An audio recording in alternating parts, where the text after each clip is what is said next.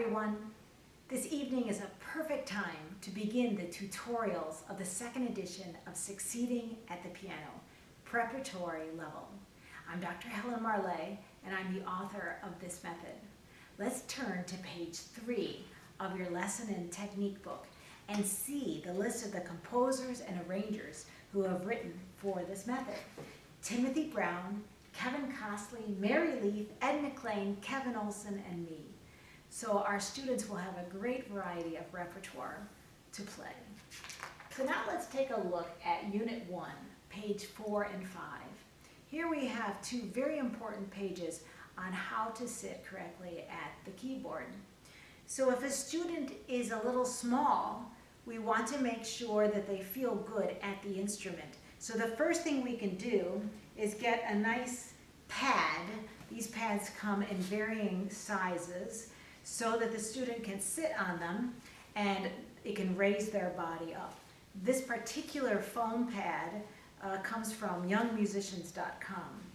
You can also use a garden knee pad, which you can buy at Home Depot or Office, what's the other one called? Home Depot or Lowe's. And this one is very nice as well. It's a little squishy. One of my beginner students calls it squishy in a very endearing way. So either one works. So if the student is small, we also want to make sure that we have something for their feet so that they can have a strong foundation.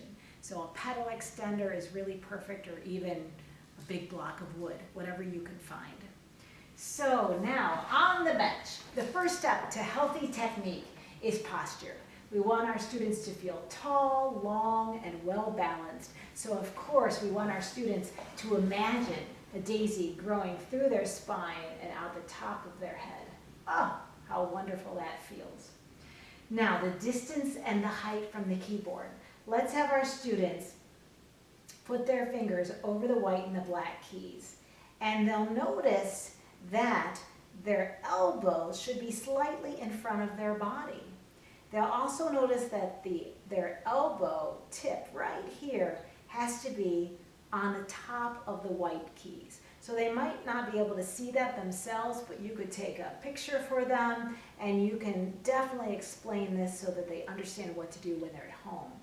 Then have them swing their arms from side to side like this so that they feel comfortable with air underneath their armpits. So you want to make sure that the student isn't sitting too close to the keys, because this is crocodile arms, and we certainly don't want our students to be too far away. So there should be a nice gentle letter C here from the shoulders to the fingers. We also don't want to have our students go up to a piano and do this and make a fist. This is first of all unattractive at the instrument, and it doesn't show the student where the elbow should be in correlation with the top of the white keys. All right, so those are some things that we have to really think about when our students practice and when they are at the piano lesson. The next page is perfect piano hands. We can easily have our student place one of their hands on the other elbow and then slowly bring out their hand like this. And we ask them, what letter do you see between fingers, thumb and this pointer finger? I see a letter C.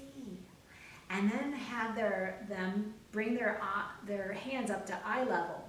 And these 4 little knuckles on each hand become 4 little hills on each hand.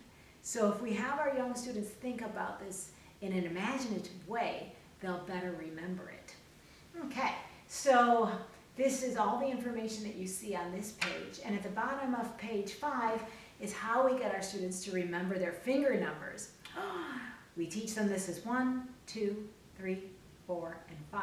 And then we can do a lot of nice activities with them. So we can say right hand 1, touch left hand 3, right hand 5, touch left hand 2, and we can change hands. Left hand 2, touch right hand 4. So we can do that for several weeks until our students really understand their good finger numbers. Here we are on page 6 of Unit 1. Here we're teaching our students to have a steady beat. We want to make sure our students can always internalize the rhythm every time they play the piano. So we teach them that all music has a beat, and we can certainly start with unit counting. So if there's a quarter note there, 1, 1, 1, 1. We give it its full value. Students are asked to clap, tap, step, march so that they feel this wonderful sense of rhythm.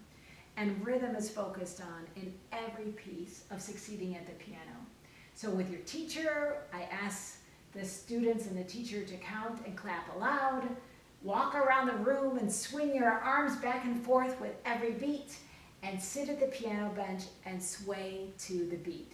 So when you're playing the piano march, you can have your students do any of those things: stepping, marching, swaying, tapping, and clapping.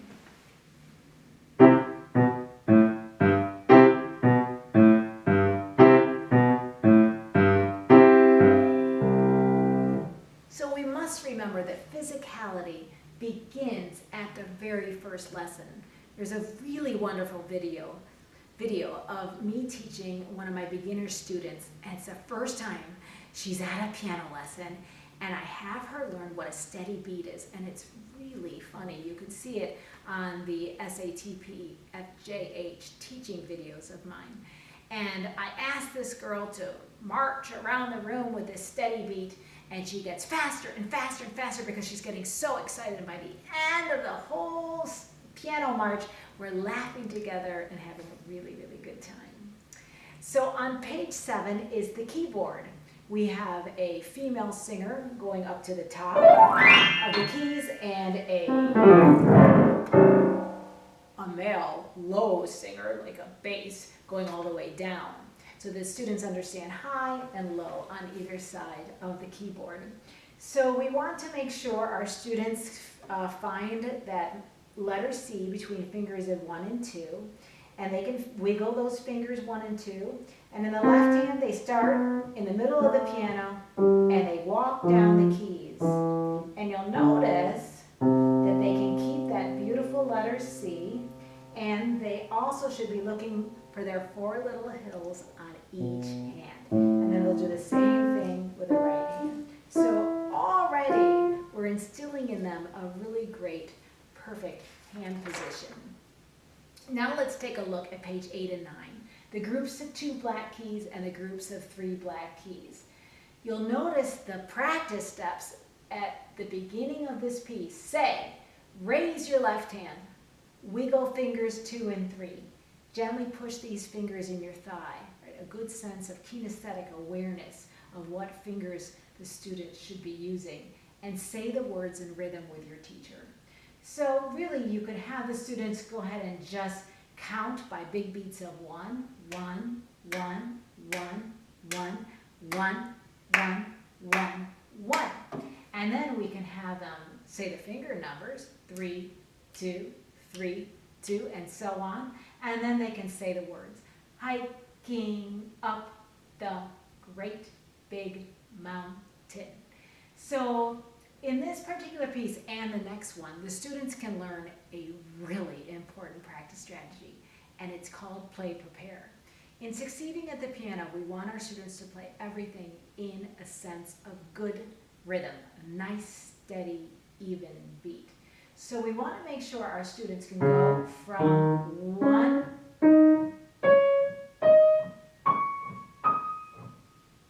group of notes to the next without stopping or going faster.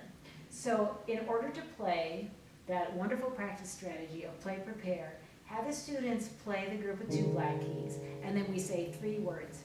Ready, look. This is where they look to the next group of 2 black keys. And then we say move. And you notice I don't have them play those 2 notes. They're just going to prepare them. Then we do the next octave. Ready, look, move. And then one more. Ready, look, move. Do this many times with your students so that they feel 100% confident before actually playing the piece as written. And then we can have the students play the exact same piece with just their right hand. So at the very bottom of the page is a note to teachers, encourage the students to not play with a dent in their fingers. And in my topic-specific videos that are on the YouTube channel, I spend some time talking about how to get rid of those knuckles that dent the other way.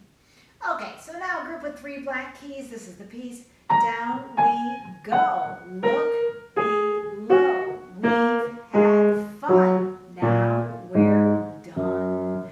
The same practice strategies are on this page as they were in the preceding page, and we can certainly use the play, prepare, practice strategy of ready, look, move, so that our students can feel really confident and be 100% accurate when they actually play the piece. Okay, now we're ready for Unit 2.